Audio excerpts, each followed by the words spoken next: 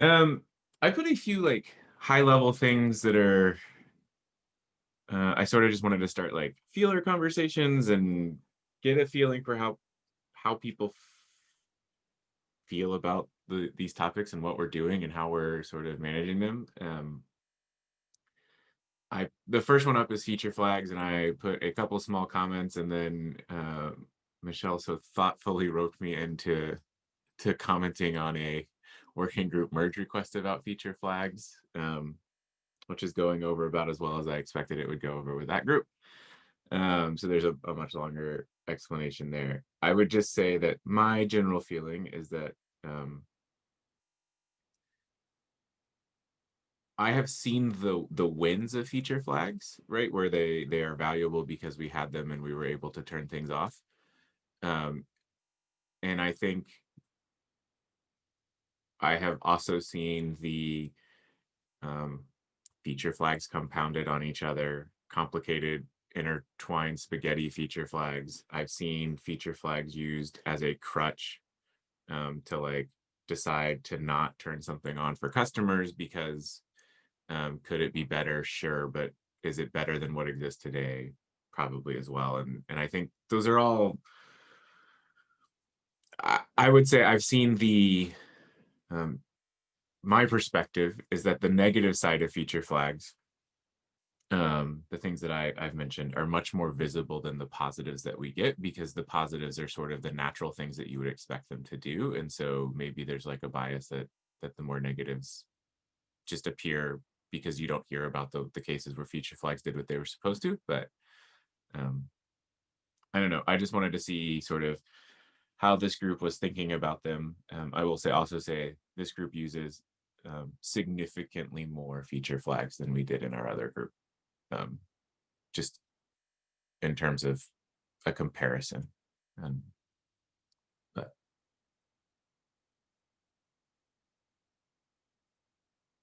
I think you've got the first points, Andre, so I'll let you. Yeah, I was just seeing if you had more, or had more thoughts. Right, and thanks. So I can skip over a couple because it's basically just reinforcing what you just said about the positives. So we've already seen the examples. I will just state that, highlight a few things. So the compounded thing is rare. And one particular example that you mentioned on that merge request comment is that on particularly after the refactor we've done, we have developed features depending on that feature flag. And that's rare. That's usually what we've done in the past by rule is we use the feature flag to toggle between two behaviors, or just isolate what they affect. I think large features like reviewers usually have like several merge requests under one umbrella feature flag, and the other was the refactor that is rare. So we try to avoid that as much as we can. The other thing that I think we need to understand is like even though the documentation says by recommendation, by default, every feature flag should be off initially, but we have made decisions in the past to override that on a case-by-case basis, and worked out okay, where we were able to ship something very quickly without those iterations of testing, but still have the ability to turn it off if things go sour. The other thing I'd like to highlight here is I've also noticed that this group uses a lot more feature flags than others, through front-end managers of those groups where they hadn't even used them until like 2 months ago or something, and we've been using them for more than a year. I think the maturity of the stage does have something to do with that, in that we've had cases in the past where if we didn't have the feature flags, we wouldn't be able to mitigate situations that were basically breaking the workflow without a deploy, which does affect that, but also it affects that margin about where are we comfortable to ship it. And I think that's the bigger conversation that I think it's in this topic. I also like to highlight that the process is improving. I added a link there to a spreadsheet that I prepared a couple of days ago to give an overview of the current in-flight flags, and notice that the ones that have been created before the YAML files are a lot more lost than the ones that have created after. So I think the process is improving incrementally, and we will continue to improve. So I think that's also to keep in mind. That's it. Michelle? Oh, I thought you were writing a reply. Anyone? No. This is actually cool. Cool dashboard that just got released. This is in order to help us track the feature flags that get introduced and removed and default on and things. My opinion on this whole thing is much more black and white, crystal clear. Until the documentation changes, the engineers will continue to follow it. And that's two things that I think Kai is going to hate, which is most things need a flag, and those flags should be off by default. And I'm not saying that shouldn't change, but what I am saying is that's why I roped you in, is that's being discussed currently right now today with that working group. And so those are kind of my things. And then one thing that you mentioned, Andre, and I know is a concern for Kai, is that the compounded feature flags is rare. That's my biggest problem with feature flags. It is rare, but it's like crippling when it happens. And it's like, when will we learn to be better? And I'm not saying we're awful. I'm not saying we're awful, because it is rare, but just the side effects of those compounded feature flags is like so confusing and ambiguous, and stuff, there's gaps that we missed and things like that. I'm curious how you, when you say the docs are clear, are you saying the engineering specific docs are clear? Because there's actually like the point above, I think, all of the feature flags, which, and we can debate this all day, and I think this is why this working group exists, is Sid's comment is basically right above that, that says most features should be developed without a feature flag. And I think if you've ever watched Sid talk about feature flags, one of the things he will say is that using a feature flag sort of slows down all these other pieces, and it's sort of a sign, and I think this is Pedro's point G and the third thing we want to talk about, but it's sort of a sign that you didn't scope the work right when you need the feature flag, because you're not delivering iteratively enough the thing. And I think, to me, that's maybe the debate that I want to have about feature flags, is like, and maybe we just get into it in G and 3 and 4 later, is we start talking about scoping better, because I would say I've seen this group use more feature flags for things that probably should have just been shipped, is maybe the better way that I want to phrase this. Then I've seen this group use more feature flags. Like, I think we have the points that Pedro has below, and so maybe I'll just let him go. But I'm curious, like, how you rationalize those two things. I get that developers get to make a call on when they think it's needed. It seems like we over-rotate to need because we sort of have these those other things are higher on our list, like lack of confidence. Things are not small enough to actually be shipped, versus could we get better at those?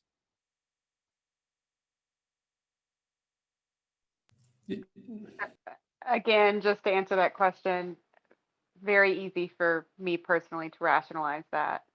And the engineers are not going to look at a comment from Sid or try to understand Sid's thoughts. They're going to look at the feature flag documentation process. And that's what they're working on changing. But that opinion needs to be given, because right now it's swinging way too far in one direction, with everybody agreeing that everything needs a feature flag, and it's swinging less in the other direction. Yeah, I think in a way it's kind of a philosophical question, but there are a lot of good things that feature flags allow us to do, and sometimes it's not reasonable to, like it's not possible to break things down into an even smaller piece of work. So you need to, it's better to break it up in smaller merge requests, so it's easier to review and things have a certain cadence. So perhaps feature flags make sense in those cases and others. But I think perhaps what you're hinting at is, and that we will talk next, is just the lack of confidence that we have on solutions in general. And that is due to a lot of different things. And also sometimes issues being too large, or in the beginning we think that they're not that big, So we started working on them, and then we realized, oh, phew, this is actually going to be more work than we thought. Okay, so let's just save what we have behind the feature flag, and we'll continue working on it in other merge requests. And I think this has become of a habit in this team, and maybe others as well. And that is a sign that we're not doing our planning work as good as we should be. Yeah, that's my comment. I think there's a segue there to mine. One of the reasons for the lack of confidence is the incredibly amount of variations we have with data in production. Like the amount of people using this and the flows that they have learned and expectations on our product area are significantly more demanding, and we just don't have the ability to test all scenarios until it reaches production. And even on small features that seem trivial, like sometimes we're either surprised when something hits production by the complexity or limits of the application that are not testable in local in development. So yeah, and the other thing about the iteration, separating between iterating on the code perspective versus on the customer perspective, there's still iteration, but we can talk more about that on the other one point.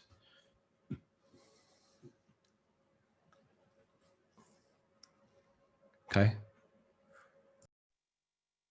Have we asked or could we get quality to put better test data somewhere else? Like, is it not feasible to have staging have 4,000 bajillion users or whatever? Like, is it that we can't do it, or that we haven't spent the time making that side of it better? I've seen that done on other companies where you have an anonymized version of production data, but that raises a bunch of questions about legality and all that. So I think we haven't focused on having that because it's just it's a lot of cost to keep up to date. And the real data is in production, and the process for feature flags allows us to do that. So I don't think we're ever going to get a better replacement for production than production. I had tested in the past of having an instance for a specific branch, but the overhead of having that, and you have one instance per branch, is like to properly test this, and then you have to load the data. It's just too much overhead for one feature. But yeah, I think if we need that, we need to focus on doing that as a side project for architecture or something environment-wise.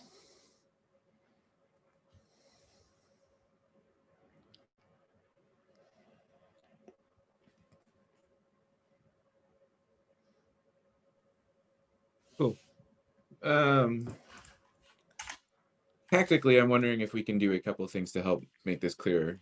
One of the things that I'm curious about is weight. So when weight is provided for an issue, are we factoring in sort of the life cycle of a feature flag as part of that? And what I mean is, and this is the semantic debate I've been having with the people in the working group. Inevitably, when you use a feature flag, or almost always, it takes 2 milestones to deliver anything with a feature flag. And we can argue about what the word deliver means. And from the term of product, I'll say deliver to a customer, because ultimately nobody gives a shit if you put it in the code base if you can't use it. So what I will say is that accounted for, because we get a weight 3 issue, we look at that and we say, okay, we can make that work and fit. Reality is that there's probably another point of some amount of time that someone has to spend toggling the feature flag. And there's an additional weight 1 issue that shows up in the next milestone magically that is like, I need to remove that feature flag and deal with something. And so what I'm wondering is could we look at stuff from the beginning and say, we're going to do this, it is going to use a feature flag that actually increases the total capacity of, that someone's going to have to dedicate this to 5. And could we more realistically sort of talk about the impact that feature flags have on sort of the other work that engineers can deliver? because it is certainly a step away from what they're able to do when they have to deal with the feature flag.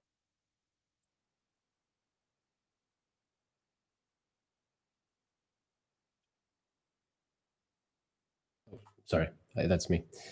I just want to say that we do account for the adding of the detection of the feature flag, but we don't account for the rollout of the feature flag to test it.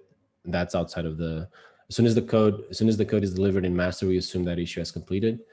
I think we can improve in ways that we can start scheduling the rollout issues together with those feature flags, with those features that are behind the feature flag. What's harder to cover is when the decision to add a feature flag is during development and you don't have that on planning. So that's harder to prevent. But for those that we know from the start that we will have a feature flag, we can plan the rollout issues and add weights on those. Ours is similar. We, if we know it's going to be in the next milestone, we'll pre-schedule when we add the flag, we will add the rollout and we'll pre-schedule it and add the weight. But most of the backend feature flags, and I have no data to support that, but I think most of them just happen behind the scenes. So pretty much every performance fix that we've put out in the past 6 months had a feature flag that product probably didn't even know about, and it just went out and then it came down and that was it. So I guess it varies, but we do pre-schedule.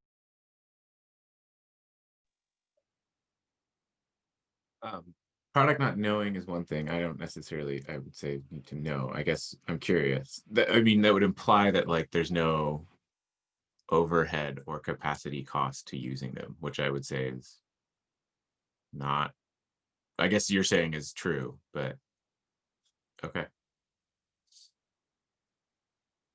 Okay. I mean, I think that's fine.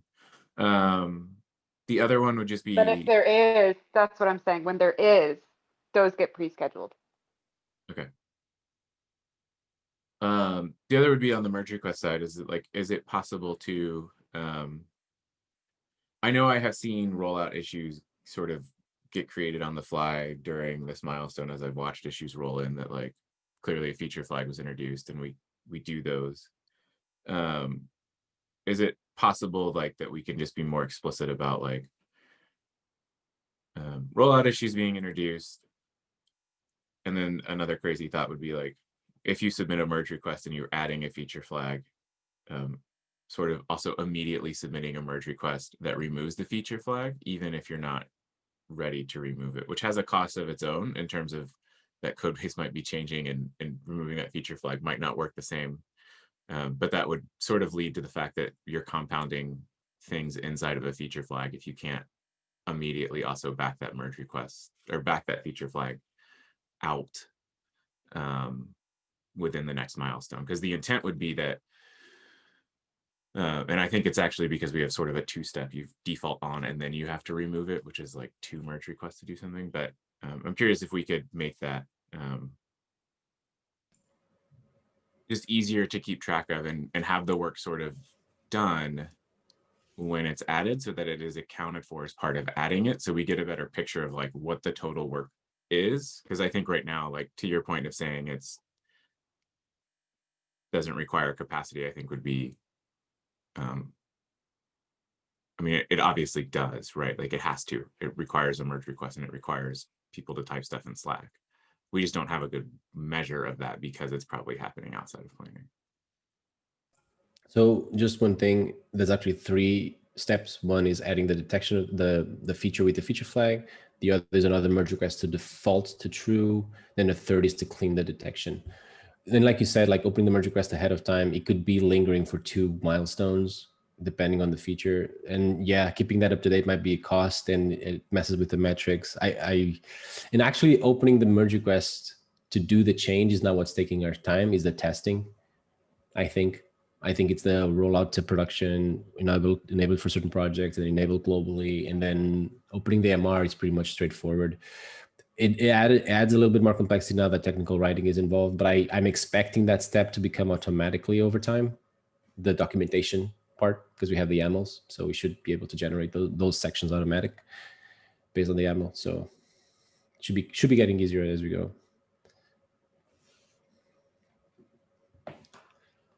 Michelle?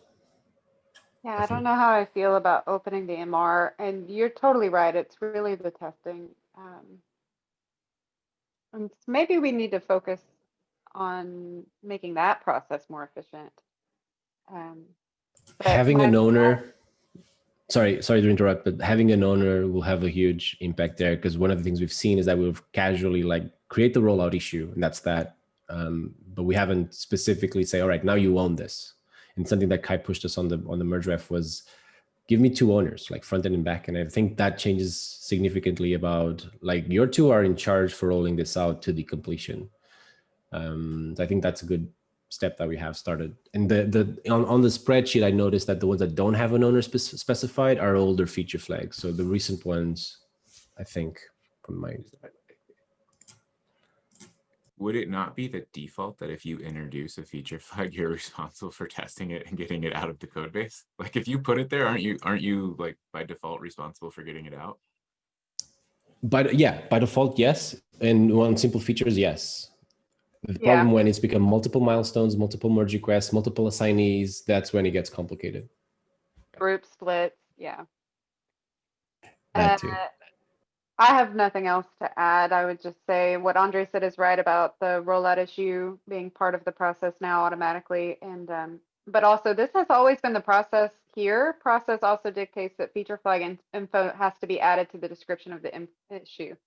And that's not after you create the feature flag, but as soon as you as an engineer review that issue and think, I'm gonna have to release this with a feature flag, you add that to the description before you even create it. This one's a little tricky though, because we can't enforce that or track that or monitor that. But the new process, we do have rollout issues automatically created, which helps. We're running out of time. Should we go to iteration, Kai?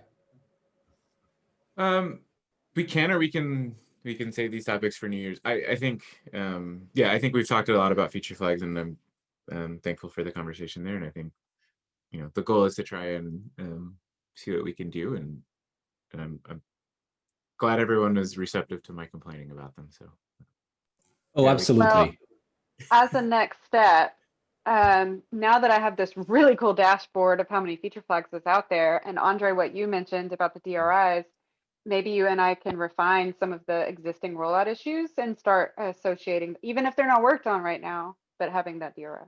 So let's do that. Agreed. I also point out that code review is a brand new group and has the second most total feature flags. Not necessarily. a lot of them were ported from source code. So I'm just saying, you know, this only existed from one milestone and is already leading the pack here. So I love that metric, like number of feature flags per milestones run, like first place.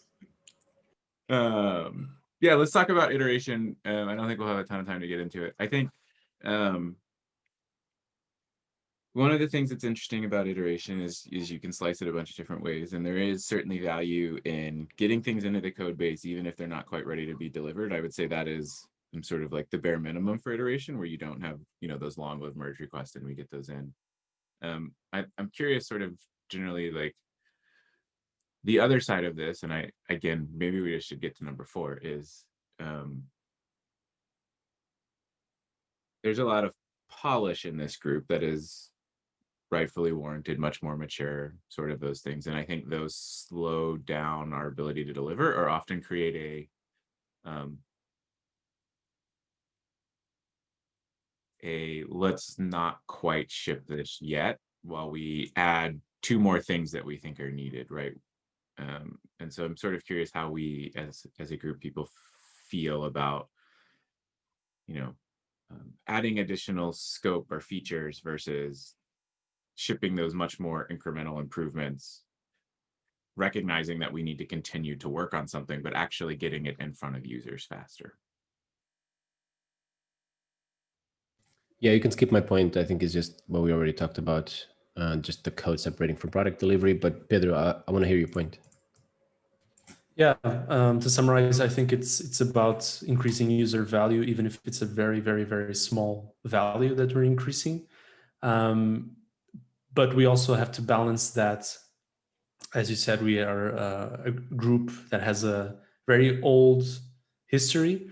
So, and I mean, we're one of the oldest areas of GitLab. So we have to balance that with the current value that we're already providing to users. So the things that we're making, how can we balance that and make them consistent with what we have today, with the current workflows, and above all, regardless of what we do, don't ship something that is broken, right? And I mean, that goes back to the point about feature flags, but in general, like if we're making something widely available, shipping something that works and that is not broken, doesn't have bugs, and it hasn't been tested. So yeah, I think it. I mean, it's very hard to decide to talk about this without a clear example, but I think in general that's my opinion. I actually have a clear example. Kai, this is right before you came on the team. We had received some complaints that viewers were missing files because they were too large to show. And so we just showed a little like this file is collapsed, and it was like, you know, maybe 30 pixels tall or something like that. And our fix was just to make that taller. So a little bit taller and an orange background. So we shipped that, which is a positive improvement for those people who are missing files. But for people who are who collapse files to get them out of the view, those collapsed files now are taller, and so they're seeing more on their screen despite having collapsed the file. Sorry, Thomas, I have briefed Kai on this, so you can skip Okay. the details. Okay, yeah. So this is, sorry, Kai, you could have stopped me too. This is one of those things where like we didn't ship anything broken, and we could have iterated to make it a better experience for both sides of that experience. But there's a pretty vocal reaction to it, and we wound up rolling it back. Yeah, that this view that whoever is sharing, I guess Andre. So it's hard in our group to iterate on something because we have such vocal users and so many people using it in such specific ways. We can roll out something really simple that's not broken, like Pedro is saying. This wasn't functionally broken, but it still broke some people's workflow despite that. I don't really know what the conclusion here is, but it's an example of like rolling out something really small, actually, just a CSS change, frankly, that still wound up being reverted because we had to fix it for more people, I guess. Yeah, the only thing, thank you, Thomas. The only thing that's a clear example, and the only thing I would say is that also regarding the next point, which we won't have time to discuss, I think it's just that we discovered that, so we don't plan things to be broken, right? We plan the scope and we plan the requirements and the design and the solution so that it's not broken. So it's not like we want to ship broken things, but then we have to make compromises when we're doing the implementation. We discover things that we didn't know that actually aren't possible, so that we need to change. And that this is one of many, many examples. So I think in this case, we were kind of, we're set up for failure basically because we were trying to iterate on something that wasn't possible to do in the first place, or we needed more time to do it properly, as Thomas then did with the second merge request and third and fourth. So I think it's just down to planning things better. Yeah, but we don't have enough time to let's start with that one. Let's start with that one. Definitely want to talk about that with time. And Michelle's already dropped. Thank you so much, Kai. Keep bringing those up. Like, it can only make us better. So cool. Thanks, everyone. It was good to chat. Enjoy the Yes. rest of your 2020, and I will see you all in 2021. And we'll happy holidays. Happy with more holidays. fun topics. Bye-bye. Yeah, it is. Yeah. That's it. Bye.